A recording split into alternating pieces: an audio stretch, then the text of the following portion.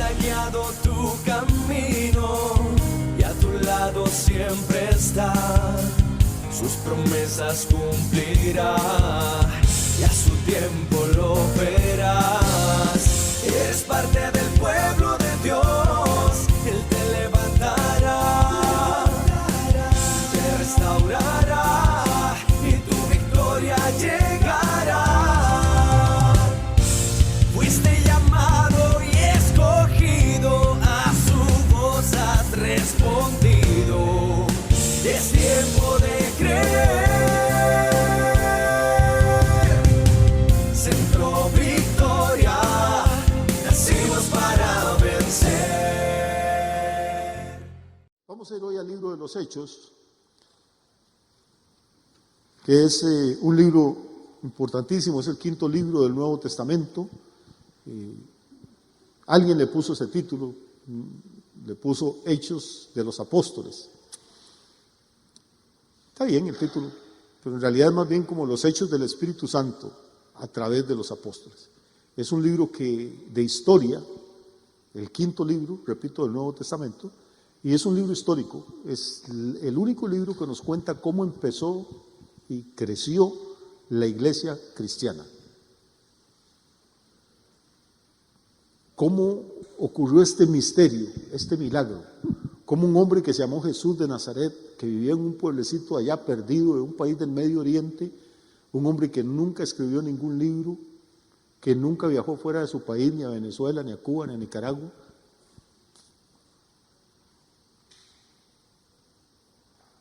Cómo ese hombre logró cambiar la historia del mundo, cómo esa semilla logró crecer un pueblo que hoy está en todos los países del planeta, un pueblo que ha sido perseguido, un pueblo que ha sido encarcelado, quemado, y sin embargo nadie lo puede destruir, porque la iglesia de Cristo es indestructible. Es un misterio, históricamente es un misterio. Como un hombre solo, que nunca peleó ninguna batalla, que no mató a nadie, que murió una muerte de criminal desnudo en una cruz, la muerte de los esclavos, cómo ese hombre cambió la historia del mundo y cómo millones y millones de hombres y mujeres en todo este planeta viven enamorados de él, mueren por él, viven felices por él. Y no podemos entender este misterio si no entendemos el libro de los Hechos, porque repito, es el único libro que nos narra la historia de cómo empezaron las primeras congregaciones cristianas, cómo se esparció el evangelio por todo el mundo conocido en aquel entonces. Y de todos estos cosas que relata Hechos, el libro tiene 28 capítulos. Probablemente, para mi gusto, el capítulo más complicado, pero el más importante, es el capítulo 27 de Hechos. Es tan complicado y es tan importante que no lo voy a tocar hoy, porque necesita mucho tiempo para analizarlo, pero quiero decirles algo. Hechos 27 es un cuadro profético de la iglesia de Jesús en los últimos tiempos. Hechos 27 narra el último viaje en barco que hizo el apóstol Pablo. Lo hizo como prisionero. Lo enviaron desde Israel, desde una ciudad que se llamaba Cesarea. De ahí lo mandaron hasta Roma. Y todas las vicisitudes que pasó, tormentas, naufragios, cosas dificilísimas, para poder llegar hasta la capital del mundo, la capital del imperio, que era Roma. Pero ese viaje en barco y todo lo que le pasa a Pablo y a sus compañeros en ese viaje es un cuadro profético de la iglesia en estas últimas generaciones que estamos viviendo. Si queremos entender lo que está pasando, hay que entender Hechos 27. Si queremos entender la historia de la iglesia y cómo llegó a ser lo que es, hay que entender todo el libro de los Hechos. Pero si queremos entender qué es proféticamente lo que está ocurriendo ahora, hay que meterse en serio. Se los dejo de tarea. No cuesta mucho. Por más lento que usted lea, en 5 minutos lo ha acabado. Pero esta semana saque el ratito, lea Hechos 27, apunte todas las palabras que no entienda. Y le garantizo que hay por lo menos 10 palabras ahí que no va a comprender y están en español. Hay palabras, si les digo sotavento, si les digo euroclidón, probablemente no sabemos qué es porque no estamos acostumbrados a escucharlas. Pero anote las palabras que no entienda, busque un diccionario o si tiene el teléfono, póngale ahí qué es. Y con la ayuda de Dios, en unas semanitas más vamos a estar entrando de lleno a ese capítulo 27 de los Hechos. Amén.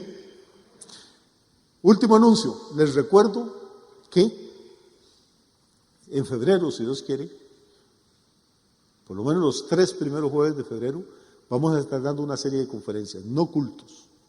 No vamos a orar, no vamos a recoger ofrenda, no vamos a cantar, vamos a venir a aprender, a dar una serie de conferencias sobre qué es realmente lo que está pasando a nivel mundial con el tema de la pandemia, con el tema de las vacunas, que se dicen tantas cosas, y no queremos venir a especular, queremos traer datos, queremos hacer algo muy serio, muy formal. Si tiene amigos que son médicos y quieren venir, invítelos. Si son enfermeros, si son microbiólogos, si son profesionales, no tenga miedo, invítelos. Si vamos a hacer algo bien serio. Y obviamente, pues todos y cada uno de ustedes están cordialmente invitados. Como siempre digo en estas charlas, porque Dios nos bendice muchísimo cuando hacemos este tipo de conferencias, no venga a perder el tiempo, ni venga a hacerme perder el tiempo a mí. Si no va a venir con un cuaderno y con un lápiz, quédese en la casa mejor. Quédese en la casa. Es una falta de respeto. Si uno va, desde que va a la escuela, que va al colegio, si va a la universidad, sabe que no va a huir, va a aprender, y para aprender hay que echarle ganas, hay que hacer un esfuerzo. Entonces, si es de las personas que quieren crecer, que quieren conocer, que quieren entender el mundo del que estamos viviendo, o entenderlo un poquito mejor, pues está invitado todos los jueves. Vamos a arrancar a las 7 y nos vamos a las 8:30. Vamos a tener 2 sesiones de 45 minutos cada uno de los 3 primeros jueves de febrero, si Dios nos tiene con vida. Amén. Muy bien. Para entender el capítulo 27 de Hechos, hay que empezar en el capítulo 25 y 26. Ya estamos llegando, recuerde, casi al final del libro. El libro solo tiene 28 capítulos, pero el capítulo 25 y 26 son como la preparación. Entonces vamos a empezar hoy con el capítulo 25, a ver si eso nos motiva para estudiar esta semana en la casa el capítulo 27.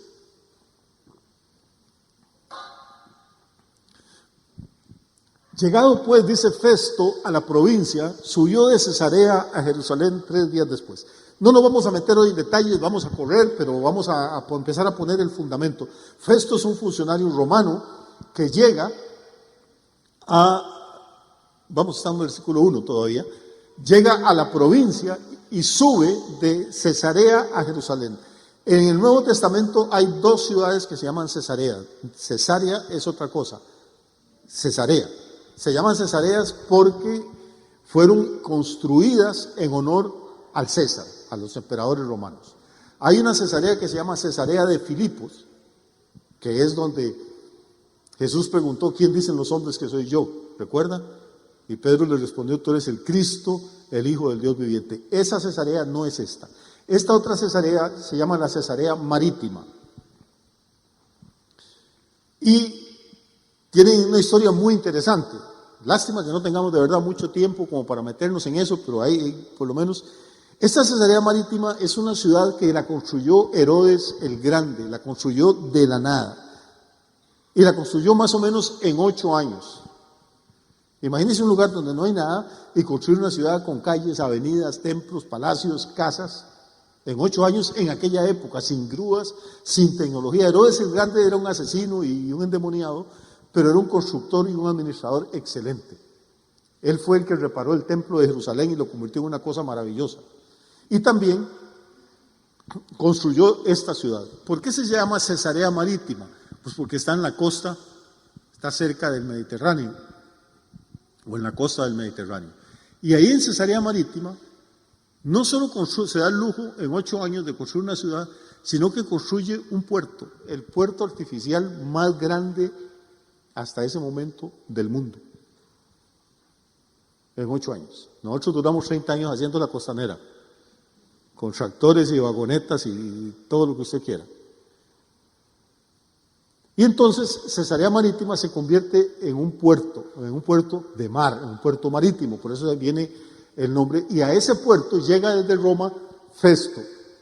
Por eso se dice que subió de Cesarea a Jerusalén 3 días después. O sea, llegó al puerto, se quedó 3 días en Cesarea y Festo sube a Jerusalén. Ahora sí, vamos a ir avanzando. Cuando llega a Jerusalén dice que los principales sacerdotes y los más influyentes de los judíos se presentaron ante él contra Pablo y le rogaron pidiendo contra él, como gracia, que le hiciese traer a Jerusalén, preparando ellos una celada para matarle en el camino. Festo viene de Roma a supervisar cómo van las cosas en la provincia, llega al puerto de Cesarea Marítima, se queda 3 días, sube a Jerusalén y en Jerusalén lo están esperando.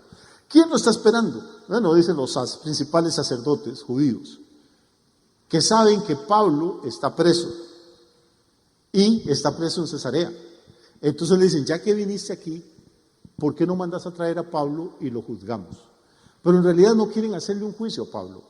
Lo que quieren es que mientras los guardas lo van trayendo desde Cesarea, donde está detenido por los romanos, hasta Jerusalén, hacerle una emboscada o una celada en el camino y asesinarlo. Esta gente odia a Pablo. ¿Por qué? Porque Pablo había sido uno de ellos. Y se convirtió. Y tiene éxito. Dios lo está respaldando con señales, con milagros, con sanidades. Iglesias se están fundando. Y esta gente está celosa. Y saben que a Pablo no lo pueden parar, que mientras esté vivo, Pablo es un peligro. Y entonces quieren usar ahora a Festo, para que Festo, que es romano, que tiene autoridad, pueda decirle a los guardas que tienen prisionero a Pablo en Cesarea que lo envíen para juzgarlo a Jerusalén. Verso 4. Pero Festo respondió que Pablo estaba custodiado en Cesarea, a donde él mismo partiría en breve. Tenemos que ir entendiendo la historia e imaginándola, ¿está bien? Festo estuvo 3 días en Cesarea, sube a Jerusalén, en Jerusalén le empiezan a calentar la cabeza y a decirle, ¿por qué no manda a traer a un preso que es malísimo, que está allá en Cesarea, que se llama Pablo? Pero resulta que los 3 días que Festo estuvo en Cesarea, se enteró que tenían detenido a Pablo, por eso les dice, pero él está custodiado en Cesarea, ¿para qué lo voy a traer si yo más bien ya ahorita me devuelvo? O sea, yo no vine aquí a oír problemas, vine a hacer una supervisión de cómo están todas las cosas. Yo me devuelvo y si hay que juzgarlo, pues lo juzgaremos allá. Entonces ahí se les descompone el primer plan a los enemigos de Pablo. Yo voy a partir en breve. Los que de vosotros puedan, dijo, desciendan conmigo. Y si hay algún crimen en este hombre, acúsenle. ¿Qué es lo que les propone? Bueno, yo me devuelvo para Cesarea dentro de poquito. Si ustedes están tan interesados y tienen cargos contra ese hombre, criminales, bajen conmigo y lo acusamos allá en el tribunal en vez de hacerlo subir hasta acá. Festo no sabe ni por qué está diciendo eso, pero realmente lo que está ocurriendo es que Dios está usando a este pagano para proteger la vida de Pablo, porque si Festo les hubiera dicho que sí, él no sabía lo que estaban tramando, pero esta gente hubiera asesinado al apóstol cuando venía subiendo. Y deteniéndose entre ellos, no más de 8 o 10 días, vea que nos están dando una secuencia. Lucas, que es el escritor del libro de los Hechos, es un historiador. Él se preocupa mucho con los detalles. En este momento ya sabemos que Festo llegó a esa provincia y que ya tiene unos 11 o 13 días de estar ahí. ¿Por qué? Porque estuvo 3 días en Cesarea y ahora se queda en Jerusalén 8 o 10 días. Dice, deteniéndose entre ellos no más de 8 o 10 días, venido a Cesarea, al día siguiente se sentó en el tribunal y mandó que fuese traído Pablo. Pablo está encarcelado, pero todavía no ha pasado por el juicio. Ahora lo van a juzgar. Y cuando Pablo llegó, lo rodearon los judíos que habían venido de Jerusalén, presentando contra él muchas y graves acusaciones. Pero hay un detalle. No importa que a usted lo acusen. El tema es, dice, presentaban muchas y graves acusaciones, las cuales ¿qué? No podían probar. Hay abogados o abogadas esta noche aquí. Tenemos un montón de abogados en la iglesia. Levanten la mano, es que yo no sé por qué. Ok, tenemos varios. El derecho nuestro, casi todo el derecho del mundo occidental, una de las bases de nuestro derecho es el derecho romano. Casi todo estudiante cuando ingresa a la universidad a estudiar derecho, lo primero que lleva es un curso de derecho romano. Y una de las cosas que exige el derecho romano y que todavía exigen nuestros tribunales es que no importa lo que usted diga, no importa lo que el fiscal diga, no importa lo que el juez sepa, es lo que se pueda probar lo que cuenta. Si no hay pruebas, usted no puede hacer absolutamente nada. Y entonces esta gente tiene muchas acusaciones contra Pablo, muy graves, terribles, lo acusan quién sabe de cuántas cosas. El chiste es que no pueden probar nada de lo que están diciendo. y están siendo oídos por un funcionario del Imperio Romano. Los romanos eran expertos en derecho, tan expertos que 2000 años después seguimos utilizando muchos de esos principios y hasta el idioma de ellos para referirnos a las leyes nuestras. Hasta el momento entonces el juicio está hablando la acusación, los fiscales, digamos, pero no pueden probar nada de lo que dicen. Vamos a correr y a correr y a correr a saber. Alegando Pablo en su defensa, ahora viene Pablo, habló la acusación, Pablo no tiene abogado defensor, él mismo se está defendiendo. La ley permite hacer eso. Normalmente es un error hacerlo, pero la ley permite que usted lo haga. Ahora, cuando usted tiene un cerebro como el de Pablo, casi mejor defenderse usted que poner a un abogado a defenderlo. Pablo se defiende él solo. Y vamos a ver la defensa. Dice, alegando Pablo en su defensa, ni contra la ley de los judíos, ni contra el templo, ni contra César he pecado en nada. O sea, ni contra la ley de los judíos, ni contra el templo. Probablemente algunas de las acusaciones que hacían contra Pablo era uno que enseñaba a quebrantar la ley. ¿Se acuerdan? Porque Pablo dice que no somos justificados por la ley, sino por la fe en Cristo Jesús. Y para los judíos eso era una ofensa. Acuérdense que cuando llevaron a Jesús delante de Pilato y delante de Herodes y de Caifás y de Anás, lo acusaron de que había blasfemado contra el templo. ¿Se acuerdan de eso? Probablemente a Pablo lo están acusando de lo mismo, porque era discípulo de Jesús. Y también, pues para sembrar la espina contra los romanos, de los romanos contra Pablo, están diciendo que él había hablado cosas contra el César. Pero Pablo se quita las tres acusaciones y ahora empezamos a ver cuáles son las muchas y graves acusaciones. Ni contra la ley de los judíos, ni contra el templo de Jerusalén, ni contra el César de Roma, yo he pecado en nada. Pero Festo, queriendo congraciarse con los judíos, respondiendo a Pablo, le dijo, ¿quieres subir a Jerusalén y allá ser juzgado de estas cosas delante de mí? Vea qué raro. Está bien si un juez aquí me dice, ya mire, yo tengo que juzgarlo a usted, pero le parecería bien que no lo juzguemos aquí porque toda la gente lo conoce y todo, y que lo mandemos a un tribunal a San José. Probablemente uno le diría que sí, y que me juzgue otro juez. Pero que el juez diga, lo estoy juzgando aquí en Pérez Celedón, pero le parecería bien que nos vayamos en museo usted y yo para juzgarlo yo en San José. ¿Qué chiste tendría si es el mismo acusado, las mismas acusaciones y el mismo juez? Vea que es una cosa rara. ¿Por qué Festo está haciendo esto? Porque es un político.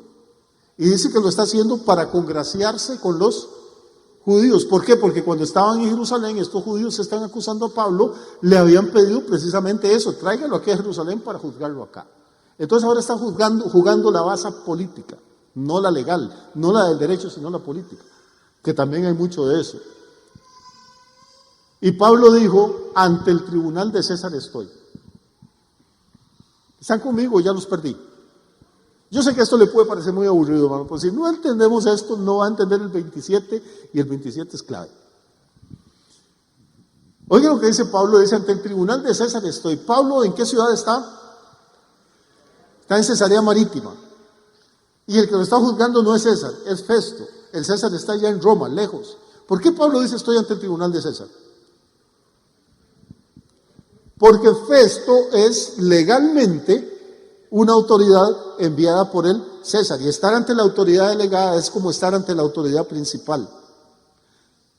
Esto es importante que lo entendamos, hermano. Cuando Jesús dice en Mateo 25, por ejemplo, que en el juicio Él le va a decir a algunos, apártense de mí, malditos, porque estuve enfermo y no me visitaron, tuve hambre y no me dieron de comer, tuve sed. Y estos que están condenados se van a extrañar y decir, Señor, que estás equivocado. ¿Cuándo te vimos con hambre o desnudo o con sed o enfermo? No sé más, nunca te vimos. Y Jesús va a decir, porque no se lo hicieron a uno de estos pequeñitos, a mí no me lo hicieron. ¿Qué es lo que Jesús está diciendo? Que cuando usted trata a un hijo de Dios o a una hija de Dios, está tratando con una autoridad delegada de Dios. Esto es importante, ¿lo entendemos o no? No. Tiene que tener cuidado cómo trata a su esposa, porque no solo es su esposa, es una hija de Dios. Tiene que tener cuidado cómo habla de su marido, porque no solo es su marido, es un hijo de Dios. Y en ese momento usted no está ante el tribunal de Dios, pero está ante una autoridad delegada por Dios. Pablo tenía claramente establecido este concepto, hermano, y esto es una revelación extraordinaria. Le dice a Festo, un momento, a mí no me lleva a Jerusalén, yo aquí estoy ante el tribunal del César, y aquí es donde yo debo ser juzgado. A los judíos no les he hecho ningún agravio, como tú sabes muy bien. Pablo está sentado aquí en la de atrás, diría mi abuelita. Aquí estoy y no me voy. Este es el tribunal que tiene que juzgarme. Usted es la autoridad de Roma, no puede pasarme a manos de estos señores. Porque si algún agravio o cosa alguna digna de muerte he hecho, ¿se da cuenta para qué era el juicio? El juicio no era un juicio para condenarlo a usted 2 años a la cárcel con reducción de pena y con beneficios. No, ni para que viera televisión en la cárcel, ni le dieran de comer. Era de vida o muerte. Pablo sabe que se está jugando el pellejo ahí. Dice, porque si algún agravio o cosa alguna digna de muerte he hecho, no rehúso morir. Pero si nada hay de las cosas que estos me acusan, nadie puede entregarme a ellos. Ese nadie es terrible, porque ni siquiera Festo. Y dice las 3 palabras clave que son el título de mi sermón esta noche, para empezar a predicar. ¿Cuáles son las 3 palabras clave? A César apelo. Aquí ya tenemos que entrar en una cosa interesantísima, ¿no? Pablo era judío, nació en Turquía, en una ciudad de Turquía que se llama Tarso, era judío, pero Pablo era ciudadano, tenía la ciudadanía romana desde su nacimiento. Roma tenía millones de hombres y mujeres bajo su dominio, pero muy pocos, poquísimos de esos millones eran ciudadanos romanos. Eso era un privilegio que muy poca gente tenía. Y varios de los privilegios que tenían los ciudadanos romanos, aunque nunca hubieran ido a Roma, uno de esos privilegios es que nadie podía azotarlos, nadie podía meterlos a la cárcel sin ningún juicio, no podían morir ejecutados en la cruz, y cualquier ciudadano romano, imagínense si eran pocos, podía apelar. Cualquier juicio, cualquier fallo legal en contra de él tenía derecho de apelación, que eso es algo que hoy existe también en nuestra jurisprudencia. A mí me condena un juez y yo puedo apelar al tribunal y me condena el tribunal y puedo seguir apelando hasta llegar a las últimas instancias. Bueno, en Roma, ¿cuál sería la última instancia? No había sala cuarta, no había tribunal constitucional, no había nada de estas cosas. ¿Quién era la última autoridad? Era el César. Lo que el César dijera, eso era. Y entonces Pablo lo que está aquí es sacando la carta oculta que él tenía debajo de la manga. Y porque ve que Festo como que se le está inclinando para el lado de los judíos, dice, un momento, yo aquí estoy en el tribunal que tiene que juzgarme, estoy ante el César, en el tribunal del César. Pero, para evitar los problemas, de una vez, no importa cómo resuelvan ustedes esto, apelo a César. Y esas eran las palabras mágicas. Una vez que un hombre apelaba al César, ese hombre era sagrado, ya nadie podía juzgarlo. Nadie podía condenarlo hasta que el César lo escuchara. ¿Están conmigo? Ya los perdí. Aquí lo que vemos es algo interesante. Es un tipo que conoce sus derechos, hermano. Que sabe que ser cristiano no es ser tonto. No, hermano, el policía dijo que no. Uno tiene que respetar la autoridad, hermano. El policía dijo que quería entrar a mi casa a revisarla. Bueno, pero traía una orden del juez. No, pero hay que entre. Por sí, yo no tengo nada que esconder. Esa es la actitud de mucha gente. Creen que eso es ser cristiano. No, usted cree como cristiano tiene muchos deberes, pero también como ciudadano tiene muchos derechos. Y tiene que conocerlos y tiene que ejercerlos. Pablo no tiene ningún miedo. Es un apóstol de Dios. Dice, tengo que morir. Si he hecho algo digno de muerte, que me ejecuten. Pero que yo sepa, no he hecho nada. Y además tengo un derecho, tengo el derecho de apelación ante el tribunal superior, ante la instancia más alta en el derecho romano, que es el César. Y al César apelo. Y en ese momento Pablo queda fuera de la jurisdicción de Festo, de la jurisdicción de Agripa, que era otro que estaba por ahí, de los judíos y de todos los demás, y ahora tienen un problema las autoridades romanas. ¿Cuál es el problema? Que este preso apeló al César y ahora ellos tienen que hacerlo llegar hasta donde está el César. Tienen que conseguirle transporte, tienen que conseguirle guardas, va a generar un montón de gastos y problemas de logística, pero hermanos, él es ciudadano romano y tiene derecho. Ustedes, repito, como creyentes, tienen deberes, muchos, pero también tienen derechos. Ser humilde, ser creyente, no es dejar que todo el mundo le escupa ni le pase por encima, como muchos han creído. Por eso mucha gente no quiere ser cristiano. No, para que anden a uno a cachetazo limpio y tenga que volver el otro. No, hermano, ¿quién ha dicho que eso es así? Usted tiene ciertos derechos y tiene toda la razón de ejercitarlos. Ahora bien, por favor, vamos a ir al versículo 12, porque de momento uno dice, bueno, Pablo apeló. Pero cuando uno empieza a leer la historia con cuidadito y a seguirla y a entender lo que está leyendo, parece que Pablo cometió un error de estrategia en su defensa al apelar al César. Parece que se equivocó. Vamos a ver por qué. Pasamos al versículo 12. Entonces Festo, habiendo hablado con el consejo, respondió. ¿Qué respondió? Al César has apelado, al César irás. Ya ahí no hay nada más que decir. Vamos a correr ahora un poquito al versículo 21, porque no podemos quedarnos leyendo verso por verso toda la noche. Vamos a ver el versículo 21, 25, 21. Mas como Pablo apeló para que se le reservase para el conocimiento de Augusto César, mandé que le custodiasen hasta que le enviara yo a César. Vea que ya ahora las autoridades romanas están en un colocho. Tienen que decirle a los guardas, sigan cuidando a Pablo, tienen que cuidármelo bien, ni los judíos lo pueden tocar, ni nadie, porque este hombre está reservado para que el César lo escuche. Ahora pasamos al versículo 25.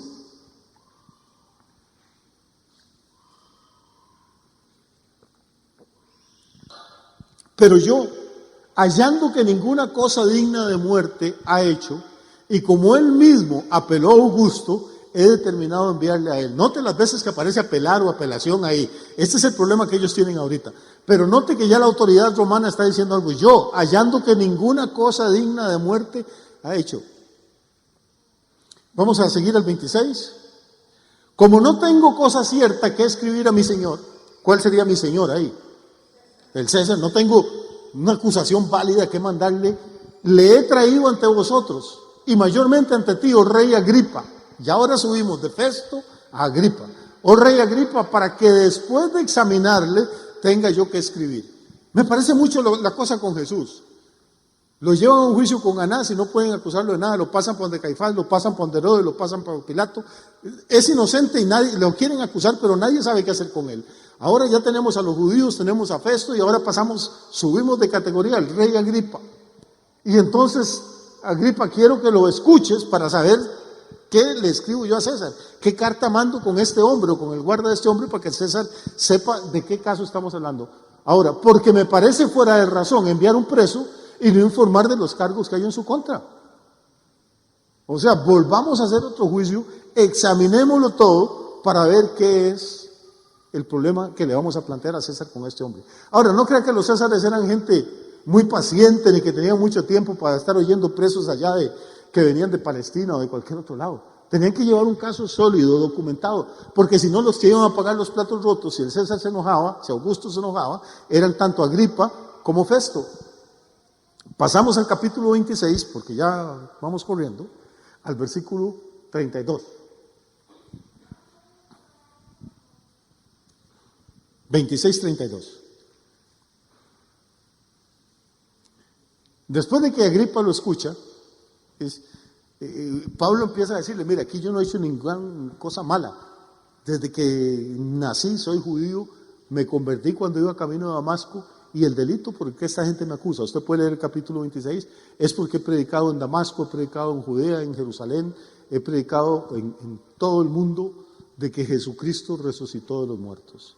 Y cuando Agripa lo oye decir que hay resurrección de los muertos, Agripa le dice, Pablo, estás loco.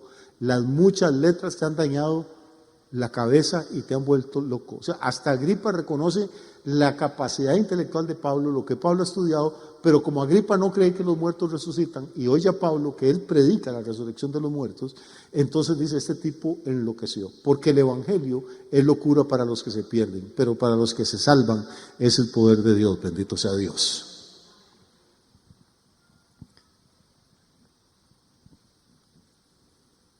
Y no solo eso, sino que sigue Agripa diciéndole en este capítulo 26, le dice: Pablo, por poco me persuades de que me haga cristiano.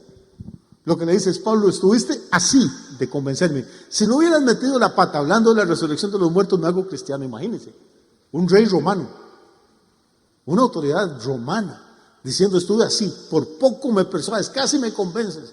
Si hubiera sido tico, dice: casi me lavas el cerebro. Porque eso es lo que la gente cree. Y se van felices y dicen: ay, casi me lavan el cerebro, por dicha que no caí. No, hermano, está caído. Y Pablo le dice: ay, Agripa, ojalá que ese por poco, que ese casi no hubiera existido y que te hubiera vuelto como yo, excepto por estas cadenas con las que estoy amarrado. Agripa debe tener 2000 años de estar en el infierno no, pero en el tormento por lo menos, rascándose la cabeza y diciendo: así estuve de salvarme, así estuve de no venir a este lugar, Dios me dio la oportunidad y yo no la quise aceptar por orgullo, Dios es justo.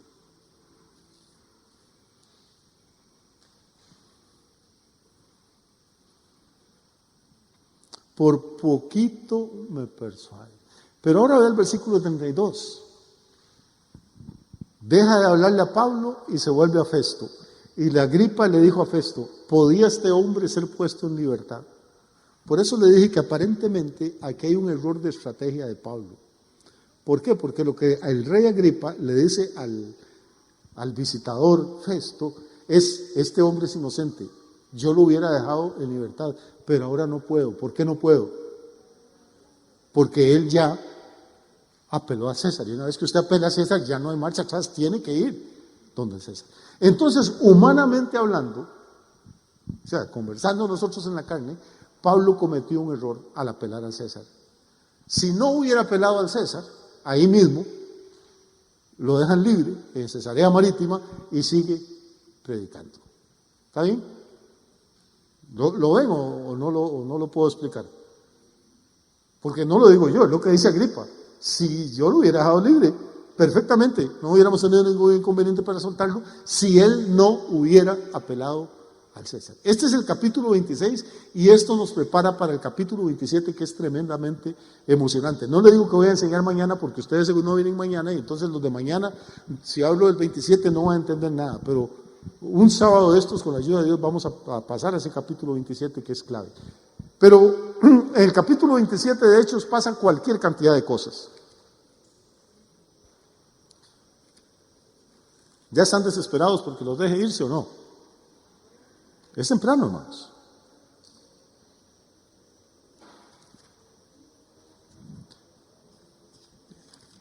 Recuerde, todos estos dos capítulos que hemos tocado, el 25 y el 26, son como el preámbulo, la introducción, el preparativo para entrarle al 27. Muy bien, entramos ahora al capítulo 27, versículo 1.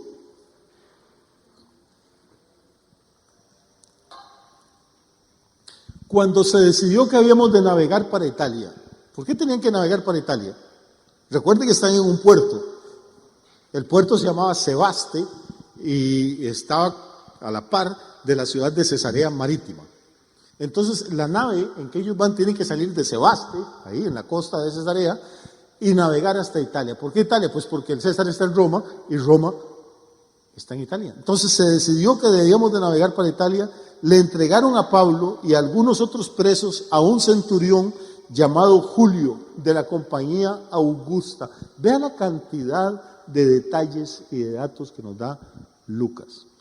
Y en este viaje iba Lucas. ¿Cómo sé yo que iba Lucas? Lea el versículo 1 con cuidado.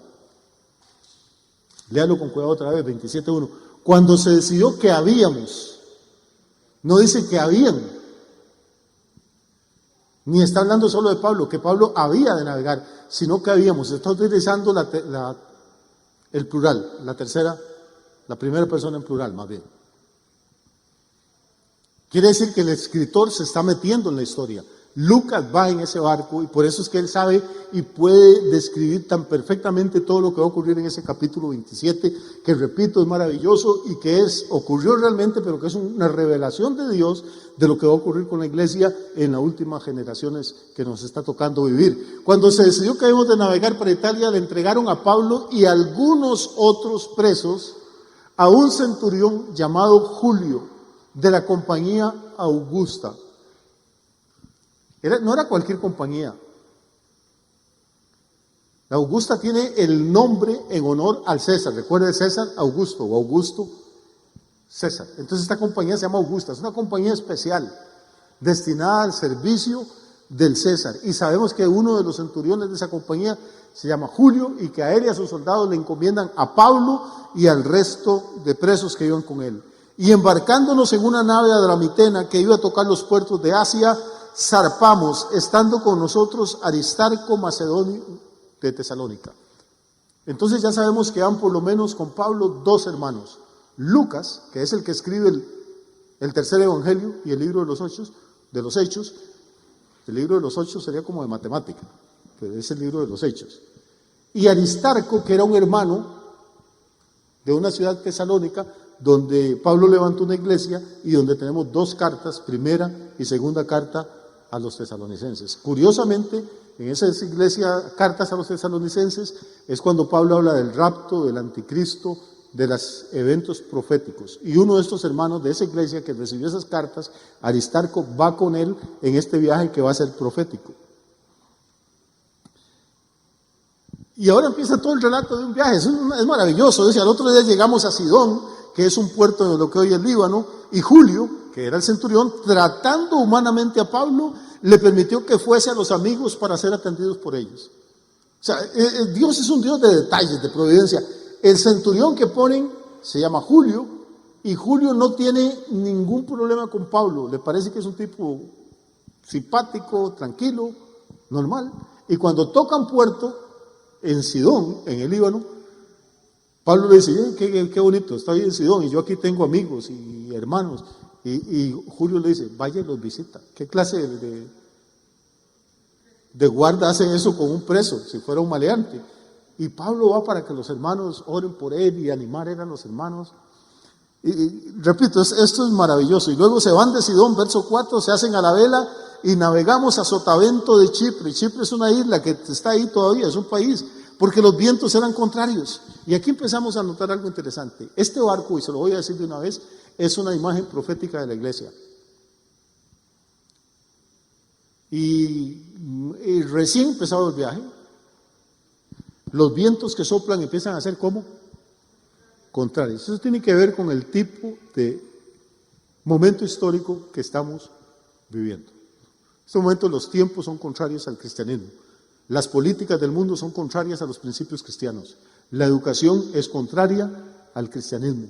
La mentalidad de la sociedad, de las redes sociales, de los programas, Hollywood, la cultura, es contraria al cristianismo. Estamos navegando con vientos contrarios. Y habiendo atravesado el mar frente a Cilicia y Panfilia, arribamos a Mira, ciudad de Licia. Por eso digo, aquí hay un montón de nombres que hay que estudiarlos. Y hallando allí el centurión, o sea, Julio, una nave alejandrina que zarpaba para Italia, nos embarcó en ella. Una nave que venía de Alejandría en Egipto, tocó puerto y iba para Roma, entonces cambiaron de barco. Hoy día diríamos hicieron transbordo.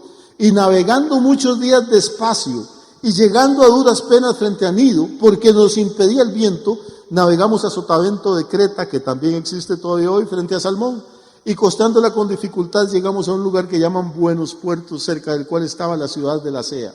Y pasando ya mucho tiempo, y siendo peligrosa la navegación por haber pasado ya el ayuno, Pablo les amonestaba diciendo, varones, veo que la navegación va a ser con perjuicio y mucha pérdida, no solo del cargamento y de la nave, sino también de nuestras personas. Okay, aquí tenemos Pablo, que es un preso. Está el capitán del barco, el piloto del barco, el centurión, los oficiales romanos. Pablo es un simple preso, pero Pablo es el hombre de Dios ahí. Él se levanta y les dice, varones, no salgamos, este no es tiempo de salir, los tiempos son peligrosos, el viento está en contra, no es la buena fecha, y si salimos, Va a haber pérdida de nuestros bienes, la mercancía, la carga, la nave y nuestras personas. Esta es la misión de la iglesia, del predicador hoy en día. Hay que avisarle a la gente, los tiempos no son buenos y hay peligro. Va a haber pérdidas financieras, vienen tiempos difíciles financieramente, la carga y la mercancía se pueden perder, pero lo más terrible sería que se pierdan las personas. Eso es lo que hizo Noé en su época, eso es lo que hizo Juan el Bautista, diciéndole a la gente arrepiéntase, eso es lo que hizo Jesús. Ese es el mensaje que tiene que tener la iglesia hoy en día. Las iglesias no son para entretener a la gente, no son para hacer shows, no son para contar chistes, no son para estar haciendo conciertos y vainas y luces y cosas para... Si quiere entretenerse, vaya a una discoteca. Pero una iglesia bíblica, una iglesia del Nuevo Testamento tiene que ser una voz que clama en el desierto, tiene que advertirle a la gente, estamos viviendo tiempos difíciles y se van a poner peor. Y hay peligro de pérdidas financieras y hay peligro de que se pierdan las vidas. Obviamente el versículo 11 dice, pero el centurión le daba más crédito al piloto y al patrón de la nave que lo que Pablo decía. O sea, por un lado les entraba lo que Pablo decía y por otro lado le salía. Hoy es igual el día, usted puede predicar lo que quiera, pero la gente hace más caso al repreté, a Teletica, a los políticos, que a lo que dicen los predicadores. Ellos son los expertos, ellos son los que saben, nosotros somos los ignorantes. ¿Qué va a comparar lo que dice Pablo, que nunca ha andado ni en un botecito de remos, con lo que dice el patrón de una nave que viene de Alejandría y que va para Roma cargada de trigo y de mercancías? Le hacemos caso al capitán, le hacemos caso al piloto.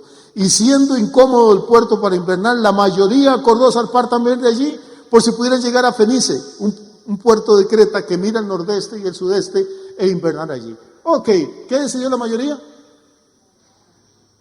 ¿Perdón? Nunca he oído a la gente decir que la voz del pueblo es la voz de Dios. ¿Ah? Es que para tonto de verdad no hay que estudiar. Es que la mayoría de la gente dice, y a mí qué me importa lo que dice la mayoría siempre está equivocada. Por eso tenemos los políticos que tenemos. Porque la mayoría los elige. La mayoría decidió que había que crucificar a Jesús. La mayoría de la gente decide irse al infierno y no arrepentirse y convertirse para ir al cielo. La mayoría, ¿dónde va Vicente? ¿Dónde va toda la gente? La mayoría de las personas no tienen opinión propia, esperan a ver qué dice la masa para ir ellos corriendo detrás. Pablo es la voz sola, Pablo le dice, no salgamos, hay peligro financiero y de vidas. Pues la mayoría dice, no, salgamos y juguémosla, puede que lleguemos a Fenice, que es un puerto que está ahí en Creta.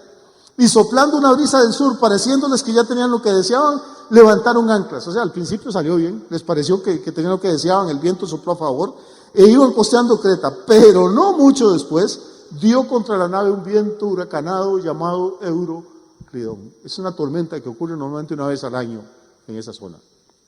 Y por eso Pablo les dijo, no es bueno irnos en estas fechas. Hermano, estamos en la iglesia y ya nos alcanzó la tormenta. ¿Entendemos eso? ¿O no? Nos alcanzó la tormenta. Y vaya tormenta, de todo tipo, económica, sanitaria, moral, lo que usted quiera, política, financiera. Le dio el viento Euroclidón con la tormenta, hemos dado. ¿Y qué hace uno cuando da con la tormenta? Pues normalmente tiende a desesperarse. Si seguimos leyendo, y voy a seguir leyendo, ya dice, siendo arrebatada la nave y no pudiendo poner proa al viento, nos abandonamos a él y nos dejamos llevar. O sea, dejaron de resistir los marineros y dijeron, no podemos contra este viento, que haga el viento lo que quiera. Eso es lo que está pasando hoy en día en el mundo a nivel político, hermano. La gente se está cansando de resistir y hay que hagan lo que quieran. De por sí hay que obedecer las autoridades, hay que obedecer las leyes. Ellos saben lo que dicen, los expertos como el piloto y el capitán del barco, ellos deciden, aunque después nos metan en un berenjenal. La gente se resiste ya a pensar por sí misma, a actuar por sí misma. Nos abandonamos, dice Lucas, y nos dejamos llevar. Y habiendo corrido a sotavento de una pequeña isla llamada Clauda, con dificultad pudimos recoger el esquife. Y una vez subido a bordo, usaron de refuerzos para ceñir la nave. O sea, buscaron sogas, palos, tablas para cerrar porque estaba entrando el agua al barco. y teniendo temor de dar en la sirte, arriamos las velas y quedaron a la deriva. O sea, sin velas ya no hay cómo controlar la dirección del barco. ¿Les fue bien con eso? No. Dice, pero siendo combatidos por una furiosa tempestad, al siguiente día empezaron a alijar. ¿Sabe qué? No es a lijar, sino a alijar. ¿Sabe qué es alijar? Alijar un barco es deshacerse de todo el peso, es tirar los muebles, tirar los sacos con trigo que llevaban, tirar todas las cosas que no son útiles, hacerlo más liviano, es despojarse. Y esto es una receta para la iglesia en estos tiempos que estamos viviendo. Si usted lee lo que dice la Escritura, dice, despojándonos de todo peso y del pecado que nos asedia, corramos con paciencia la carrera que tenemos por delante. Hermano, este es tiempo de ponerse liviano. Este es tiempo de no meterse en deudas que después no va a poder pagar porque no sabe cómo va a pintar la situación en 1 o 2 años. Este es tiempo de arreglar nuestras cosas. Si tenemos enemistad con el vecino, vaya a darle caricias al perro del vecino, empiece por algo, hermano.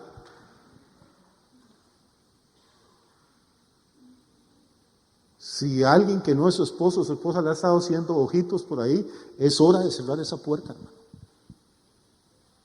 Cuando la tormenta sopla, la gente tiene que empezar a alijar el barco. No es que cogen un pliego de lija y le dan a las tablas.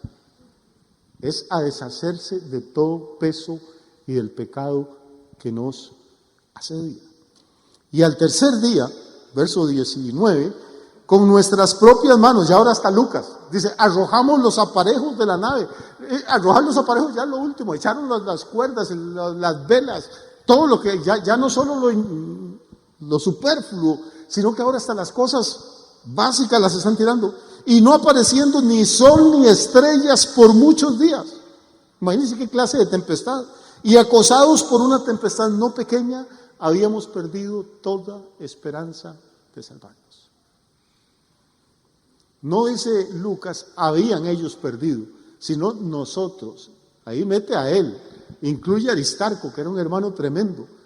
Hermano, la situación se va a poner tan dura en los últimos tiempos que aún hombres y mujeres tremendos de Dios, columnas de las iglesias, van a empezar a perder la confianza en Dios y van a empezar a perder la fe en que se pueden salvar, en que pueden superar la situación. Repito, no me quiero meter en esto porque esto es tema de otra.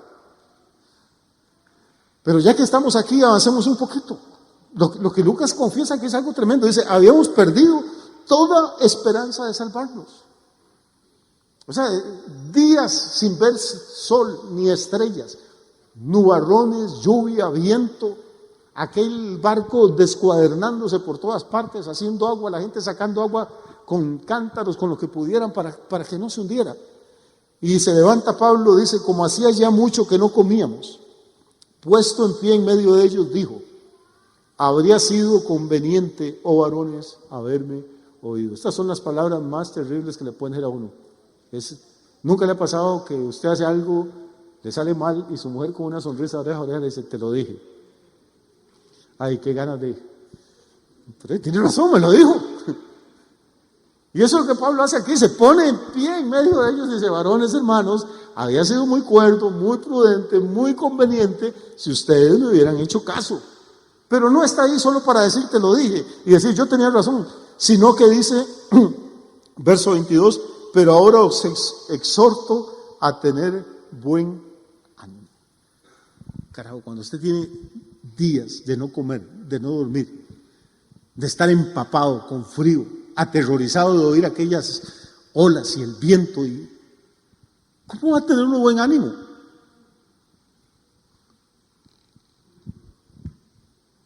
Pero ese es el consejo de Pablo y nos aconseja a tener buen ánimo, pues no habrá ninguna pérdida de vida entre vosotros, sino solamente de la nave. Porque esta noche ha estado conmigo el ángel del Dios de quien soy y a quien sirvo. ¿Cómo puede uno tener buen ánimo en medio de ese frío, esa oscuridad, de las olas que agarran y levantan el barco 10 metros y después lo sepultan, espuma, el rugido del viento, la gente vomitando de la náusea, gritando de terror?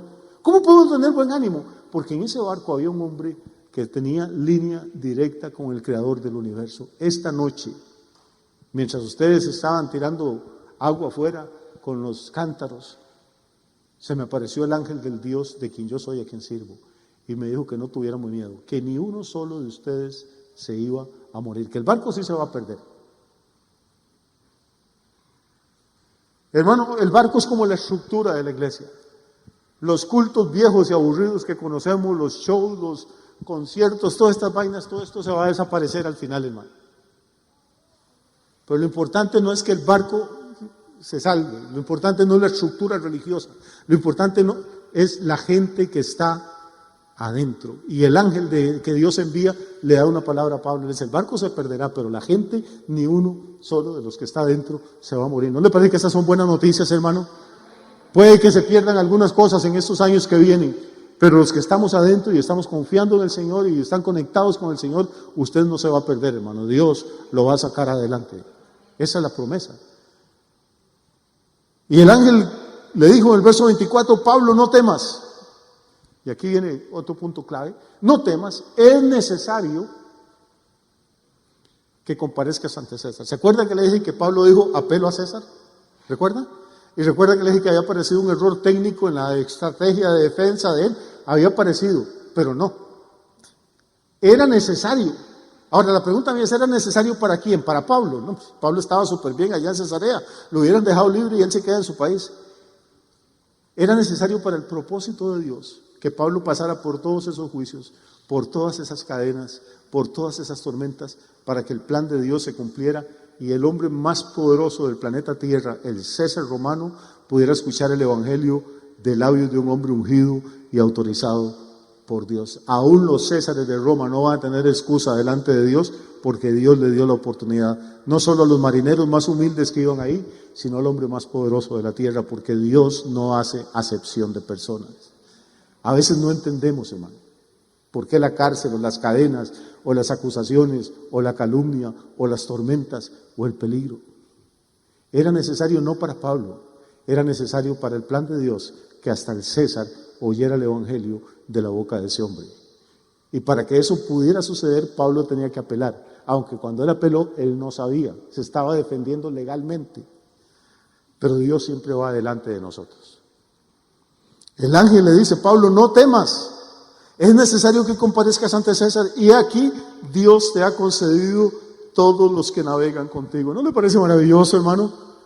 Los que navegan con nosotros, hermano, en este viaje son importantes. Dios nos los ha concedido, ustedes son nuestra familia, son nuestros amigos. No son cualquier cosa. Dios está interesado no en salvar 4 gatos, está interesado en salvar tanta gente como quiera convertirse al evangelio. Dios te ha concedido todos los que navegan contigo. Por eso les dice Pablo: varones, tengan buen ánimo, porque yo confío en Dios que será así como se me ha dicho. Usted también confía en Dios que va a ser así como Él lo ha dicho, hermano, porque esto es la fe.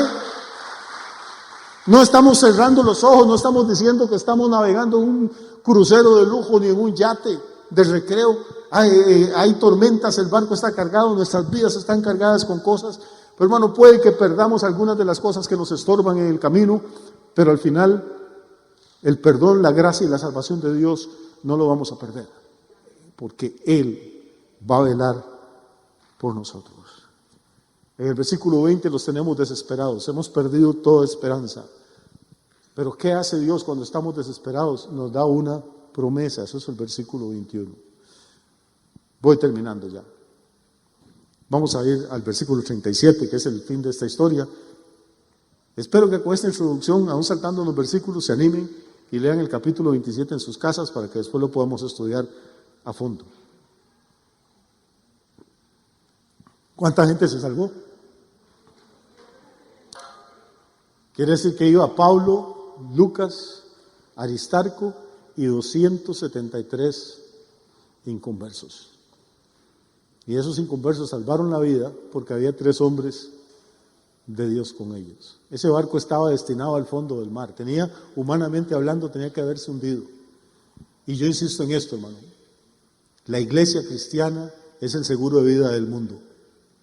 Si la gente supiera cuántas cosas malas no ocurren porque Dios tiene a sus hijos y a sus hijas en este lugar todavía. Y si la gente supiera las cosas terribles que van a ocurrir cuando Dios se lleve a sus hijos y a sus hijas de aquí, buscarían al Señor más temprano que tarde. Así que a César apelo. Parecía un error, pero no fue un error. Dios tenía un plan. Y hay cosas tal vez en su vida en esta noche que puedan parecer un error, que estamos confundidos, que estamos a oscuras, que sentimos que la vida nos está zarandeando. Pero hermano, créame, aunque no veamos de momento la luz, Dios tiene un plan y nos va a llevar hasta donde Él necesita que nosotros lleguemos. Amén. Y por más difícil que se pongan las cosas, y aunque a veces perdamos la esperanza, hasta Lucas reconoce que ya habíamos perdido toda esperanza. Uno a veces dice, no, ya el negocio no se salva, ya la familia no se salva, ya esto no tiene remedio. Sigamos adelante, porque en Dios todas las cosas tienen solución. Y aunque no entendamos muy bien lo que está pasando, Él tiene un plan para nosotros. Y Él tiene un destino trazado. Y ese destino no es el fondo del mar. Amén. Vamos a ponernos de pie esta noche.